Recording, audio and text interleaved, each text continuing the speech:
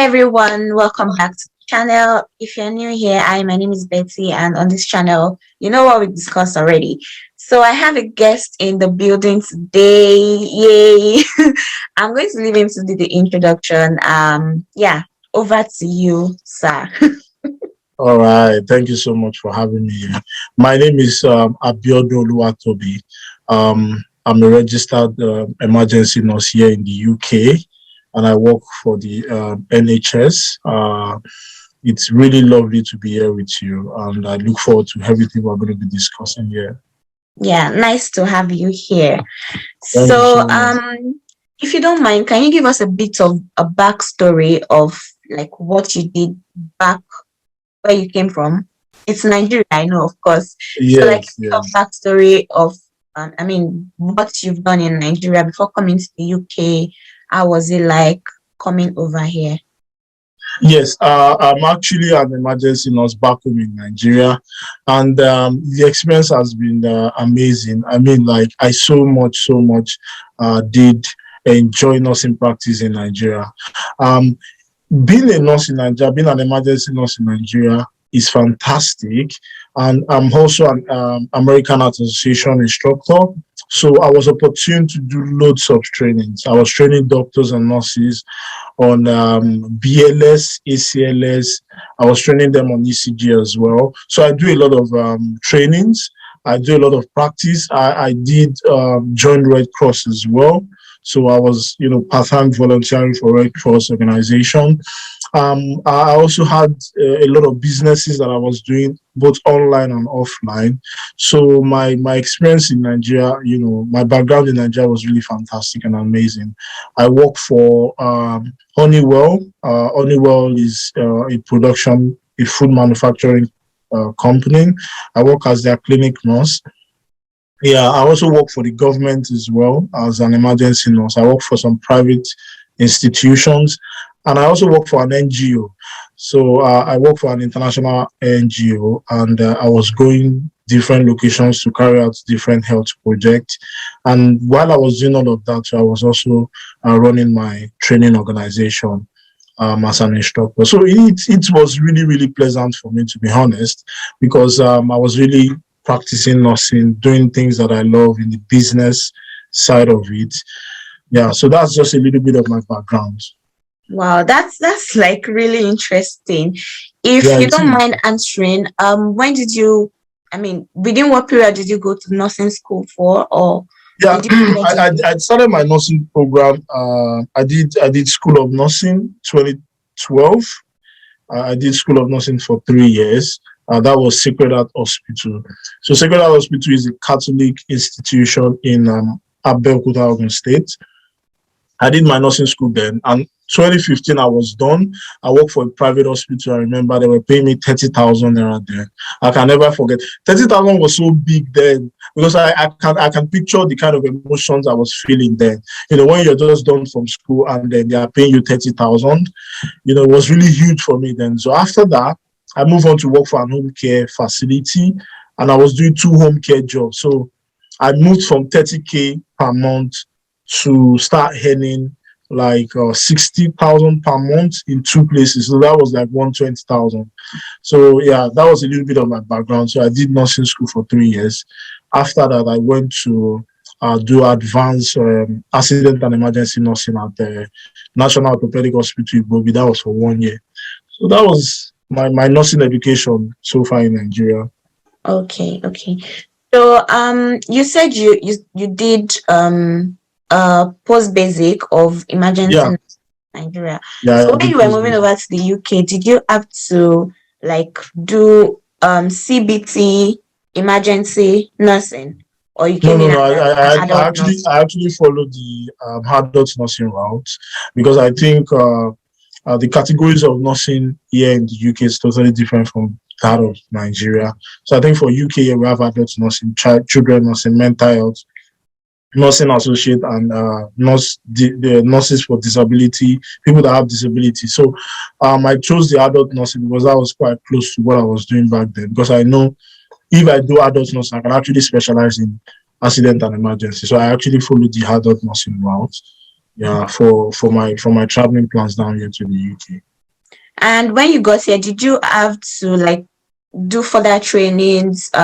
You said you were a registered emergency nurse. So did you have to Yeah. like do further trainings, or I mean, how did it become that? Because you came in with adults and or general nursing, and then now you're a registered emergency nurse. So how did Yes, yes. To be honest with you, I don't think that my added qualification was recognized officially. Although I did put it in my CV, I did added that to my interview questions because I did conduct interview for me. But I think one of the things that actually affected, like my post basic program affected me, is in the sense that I know I want to work in the emergency center because I'm trained emergency nurse back home in Nigeria. So I think that was the only influence, and the experience as well. The experience I've gathered in school, the experience I've also gathered while working as well as an emergency nurse. That sort of like prepared me for what I'm going to be expecting here in the NHS, working as an emergency nurse here. So it wasn't that it was officially recognized that I was a trained accident and emergency nurse in Nigeria, but obviously it sort of like prepared me as an ED nurse here, and he also like helped me in my interview as well. okay? So you are the founder of NJO, right? Yeah, yeah. So how did that come to life? Like I would really love to know how, like what really inspired you to like bring up something like that? Yes, it's actually very interesting because I actually started in 2016. That was like a year after my nursing school. Well, after I graduated from nursing school, and it was born out of the fact that I was seeking for information. So there's this routine thing that we do when back then those years. When you're done, you obviously want to work. So then I was asking my seniors. We have seniors that have graduated that have been working in Lagos. I remember I schooled in Ogun State. So after I was done in Ogun State, my parents were staying in Ogun State. I was staying with my parents, but obviously I need to work. I need to leave home. I'm done with 3 years of nursing school. Mind you, I did attend a private institution. Remember I said it's Catholic, and we paid tons of money for that institution. So I sort of want to like, excuse me, I sort of want to like work, that feeling of you being working, you're not depending on your parents again after school. Because obviously they obviously they trained me throughout the school period. So I want to actually work and then start earning money. So I was asking my seniors that, hey, if you have job opportunities, let me know. And there was no information coming forth. So I just thought, okay, if I'm looking for information for vacancies, basically, I mean, it means that tons of my seniors and tons of my juniors or those that are my peers that graduated then would also be looking for jobs. Why not let me create like a chat room on WhatsApp, because WhatsApp had this group forum there. Let me create a group, had my friends, my colleagues, and then we all search for jobs together. Or if anybody have any job opportunities, they can easily disseminate that information to us. So I created that group. And I said, okay, what name should I give it? I said nurses jobs, because obviously you want to share information about job. But one thing does come to my mind, that opportunities lie everywhere. There are some people that will have opportunities around them, either scholarship, either jobs, either volunteering opportunities. So let me just name it nurses jobs and opportunities. So I named it nurses jobs and gave it the acronym NJO. And then people started adding people up. I added a lot of people from one group. Last time I counted, we have about 21 WhatsApp group, and we have moved into Instagram. We have huge followings on Instagram. We are on Twitter. We have about 7,000 followers on Twitter. We are literally on non-social network, and it's been fantastic. So that was all bet, the organization called NGO, basically. I was just seeking for information and opportunities. So how easy has that been, combining your work here and managing NJO? Yeah, I'm still running it. It's not been easy, I must be honest with you. It's not really been easy, sharing information on social media, trying to keep up to date, because the informations and opportunities of vacancy you share, we actually source for some of them. So it's not been easy combining that with the workload here. But to be honest with you, the passion is what drives me. The passion of sharing opportunities for people, knowing that this opportunity or this information I'll be sharing is going to help somebody. That feeling actually drives me. So irrespective of how stressful it might be, I still try my possible best to, share that information. So it's not been easy, but, we're doing the little we can, basically. Yeah, well done. Thank you so much.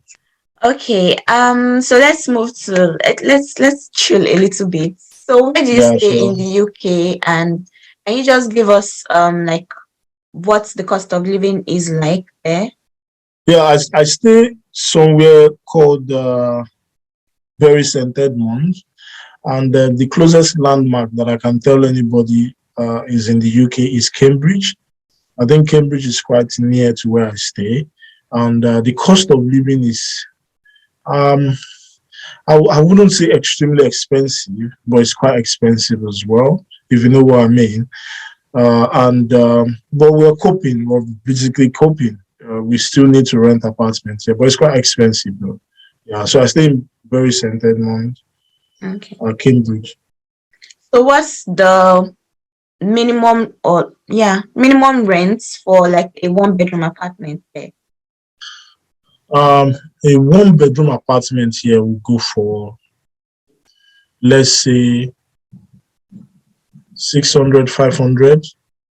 Oh, that's just for the rent. Not so bad. Yeah, just for the rent. That's not that we have not had any bills. You're going to pay council tax, you're going to pay for electricities and all that things. But average of 500, 600 for a bedroom apartment. And then if you're looking at 2-bedroom, you're considering 800, 900, depending on the location as well. And then if you're looking 3-bedroom, you're already going to 1,000, 1,300, and rent alone, excluding the bills, obviously. The higher the number of bedrooms, the higher the bills as well. So yeah, that's pretty much the amount here. Okay. So have you experienced any culture shock so far? Yes, I did experience cultural shock.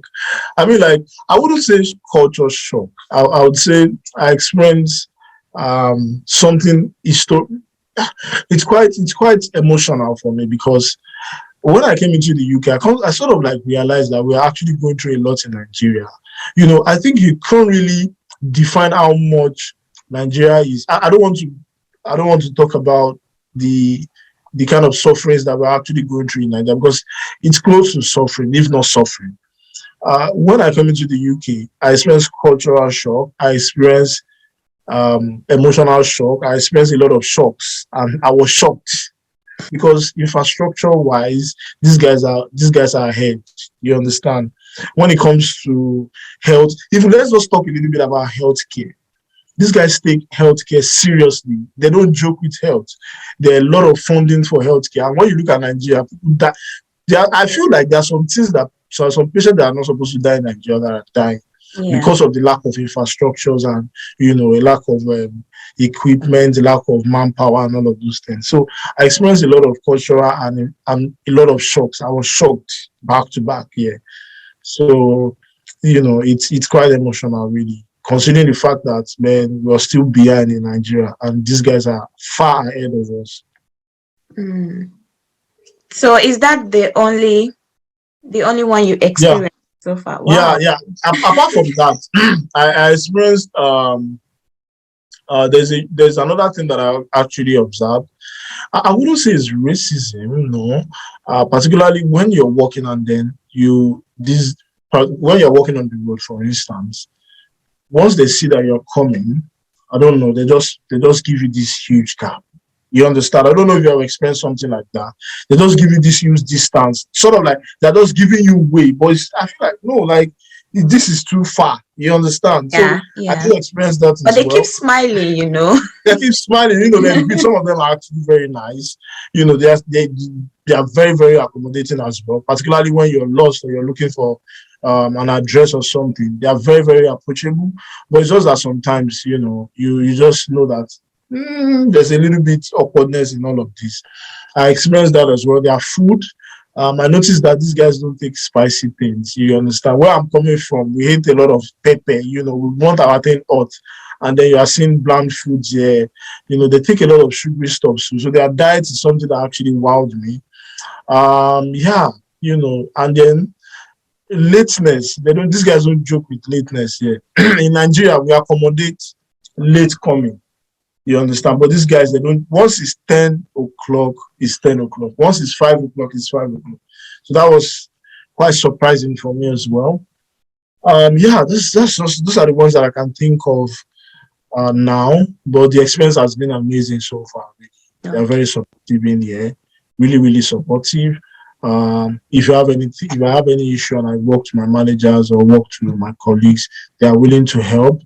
And they are also very eager to learn from me as well. So it's a win-win situation, really. Okay. So have you had any form of racial profiling? Like, oh, because it's black, blah, blah, blah. Have you experienced any of that?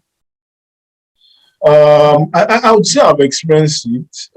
Yeah, I did experience one, but I don't think it's that significant enough because I remember there was one time I was going on the train and I was traveling to, I think, London then. And then they were trying to get my ticket. And then this particular guy got to my side. Obviously, I need to provide my ticket, right? And I was looking for this ticket. I don't know where I put it. I was struggling to look for it and all of those things. And then, the next thing he will say is that if I don't have the ticket, I'll have to pay the penalty fee and all of those things. To me, I felt like that was too, I feel like if I'm somebody of another color, you won't attack me that way. You see that I'm looking for my ticket. It's not that I don't have a ticket and I'm not pretending. But I feel like to him, he thought I'm pretending that I don't have a ticket, but I'm acting as if I have. And I was looking for it. I really felt very bad. But eventually I saw the ticket, I handed it over to him and he said, okay, that's fine, And to me, I felt bad about that. But actually, one of the good things I did then was I actually had my way. I let him know that I was not happy with that experience. I let him know that, the way he acted to me, I really do not like it, and he apologized. And, I was cool with it. So you experience those things, but sometimes you just feel like, why? You have a lot of questions in your mind. But I don't let that get to me. I don't let that bother me. And if I experience any of those things, I usually fight it at that point. You get, if fight is the right word I was supposed to use, but I usually tackle it once I experience any racial profile. I tackle it because if you don't, sort of like affect your psyche, So. Mm-hmm. Okay, so let me just link it a little bit to work. I don't know if you've experienced any of such at work, but let's say I experienced racial profiling at work. How would you suggest I go by it? Like, do I have to speak to anyone, or how would I go by it if I experience that at work? I think my own personal rule is if you experience any racial profiling or any racial abuse or any form of abuse at all, I think you should actually fight it right there and then. And when I mean fighting it, I don't mean you should go aggressive or physical. So if somebody is acting awkward to you, I think you should actually have a word with the person. You understand? Tell the person, I would like to have a word with you right there and there. You can actually go to a private room or go somewhere where people will not listen to what you're saying. And then let the person know that the way you're acting to me, like, speak to let the person know that you're not happy with the attitude. And trust me, I feel like these people understand and respect you when you're able to speak up and let them know you don't like that. But obviously, if you have tried that approach and it's not working, you report to the most senior nurse on ground or the nurse in charge. And I believe that they'll be able to work on it and then have a dialogue with the person to let the person know that the way they're acting, you're not just happy with it. So I feel like we should not delay it. Don't delay. If you experience any form of abuse, don't feel sober. Don't feel bad. Don't say maybe this person is going to change. No. Yeah. Fight it right. Once you experience it, just stop what you're doing and say, you know what, I need to have a word with you. Can we just see in private, please? And then you express that what you did was what you said, I do not like it. You understand? That way, you sort of like help yourself because you know that has cleared, and you sort of like fight it right there and there. Because the further you delay, the more it affects your psychology. You understand? So that is the best approach for me. Okay. So that's the approach I'm going to suggest, basically. Okay, thank you for that. So are you schooling at the moment? Yes, yes. I'm a dropout. I dropped out from Lautech. I did I did my degree in Lautech, but I didn't finish. I started. I was in 200 level. I started because I felt like the information I was able to gather then was that after your Lautech, if you're doing your Lautech program, your degree program in Lautech, and you travel out, you can still continue whichever country you are. And I banked on that information. They disappointed me. I got here and they said, okay, that is not happening again. If you want to continue work with us, you have to come back to Nigeria to do some of your exams, which obviously is not cost effective. The last time I checked, the flight going back to Nigeria was about 700,000 naira. So I just thought about that and then I dropped out. I'm not proud of that, because I was enjoying the experience there. I look forward to going to Lautech for exams and all those things. But now I'm in University of Derby. I'm doing my nursing degree program with them. Okay. Yeah. So So how has the experience been so far? It's been challenging, I must say, because the level of education we had back home in Nigeria is totally different from what we are experiencing now. Because trust me, their level of education here is totally different. It's research based. It's more evidence based education, and it's not something you're used to. So it's sort of like a new experience in learning for me. So yeah, it's quite challenging, but yes, I'm enjoying it as well. Okay, that's nice. So what's the one thing, or what are the things that you wish you knew before you moved to the UK? Is there anything that you would have changed? Any mistakes so far? Yeah, a lot of things. A lot of things. Okay, number one is I would have learned manual driving because I was driving automatic in Nigeria. I would have learned to drive, properly learn how to drive manual car in Nigeria. I would have actually perfected my barbing skills because obviously you can say I'm looking bush. I would have perfected my barbing skills. That's another thing. I think I would have also sort of like learn some nursing experiences and some nursing skills because these guys are actually very far ahead of us when it comes to nursing practice. I think I would have done that as well. And then psychologically prepare myself because the ideology, whether we like it or not, the ideology I had back home in Nigeria was that this place is really rosy, perfect, it's sweet, just come here and start picking money. I mean, not like that literally, Yeah. but I mean, like the ideology is just like this place soft life, just come chilling and all that. But sadly, it's not. You actually work for every penny you earn. If you don't work, you don't earn, and you have loads of bills to pay. So psychologically, I will have prepared myself for that. You understand? So yeah, there are some other things that I might not be able to say now because I've forgotten, but obviously that will surface for now, basically. Okay. Yeah, probably I will have saved a lot more as well. I will have saved a lot more, because when you come in here, you Back have a in lot of Nigeria pressure. or here? Back in Nigeria, save money, knowing that when you're coming here, you're still going to spend money. You understand? So I will have saved a lot of money here back home. But most of my money were into investment. I did a lot of investment back home in Nigeria. So I'll actually save physical cash that I'll be able to spend here when I get it. Because obviously you need that cushion to balance you off when you're starting. So that I'll do. One last thing. So now NJO is basically based in Nigeria and you do more of like Nigerian recruiting, sharing information and all that. Are you looking into like doing something specifically for the UK? Yes, I'm so happy that you're asking that question, really, because NGO do a lot of things, basically. I'm going to share them with you. So we do job opportunities, which is sort of like the foundation. We share a lot of vacancy information, vacancy opportunities for nurses in Nigeria. We also did some tours. We did tour experiences in Lagos. We did in Osun State as well. We're planning to do in Ogun State back home, but because of the because of COVID-19, pandemic actually came in and disrupted a lot of things. Flights were cancelled, traveling, were shut down. Basically, hospitality business was shut down during the pandemic period.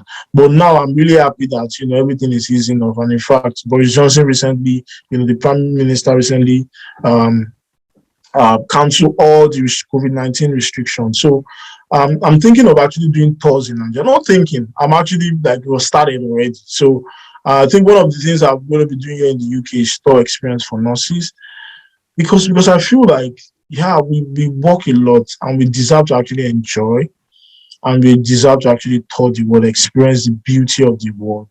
So we are organizing a tour experience for nurses. It's not a business. It's actually something that I feel like nurses can actually come together and then we experience different places. So we're going to Gibraltar. We're going to, I think, Turkey. We're going to Turkey. We're going to Belfast. We plan to go to Qatar December. But because of the World Cup that is happening this year in Qatar, we won't be able to go because it's quite expensive. Our tour experience is going to be very affordable for nurses, because we obviously know what nurses are earning. We're not earning that much. So those are the things I think I have for nurses that are here in the UK. But obviously, activities are still going on for nurses in Nigeria. Because I'm physically here does not mean activities are not going on. Because the way I've been able to design NGO, it's actually digital. So most of our activities, we try as much as possible to make it digital. However, we have infrastructures in Nigeria that are going on. So nurses in the UK, look forward to our tour. Follow us on Twitter at NJO Nurses. You're going to see our activities that we're going to be putting up there. While those that are in Nigeria too, we have loads of, opportunities and informations for them. Okay. Well, that's good. Is that exciting enough? Yeah, it's exciting. Yeah, that's really nice. Really nice. Okay, so on a final note, do you have anything that you'd like to share with us? Any additional information, maybe advice for new immigrants, or finally? Yes. I mean, there are a lot of advice for new immigrants here in the UK, and I don't want to sound as if I'm repeating what everybody's saying, but I think one of the major thing that I would advise anybody that is coming in here is just follow the book, follow the rules and regulations, try as much as possible to abide to the rules, and also enjoy life. Enjoy this life. Thanks. When you walk, you'll actually have fun as well. So try as much as possible to have fun, because depression is real in the UK. It can be boring as well. So try as much as possible to have fun. Yeah. Okay. Well, thank you so much for your time. Thank you for sharing with us from your wealth of knowledge. Yeah, I did enjoy. Really appreciate it. I enjoyed this conversation. It was amazing for me. Thank you. Thank you for having me. All right, guys. Sorry? I said thank you for having me. Thank you. So we've come to the end of the video. I hope you guys enjoyed this video. Please tell them to subscribe, like, share, guys, subscribe, all the good stuff. Subscribe, like, share, click the red button down below. Or how did they say it?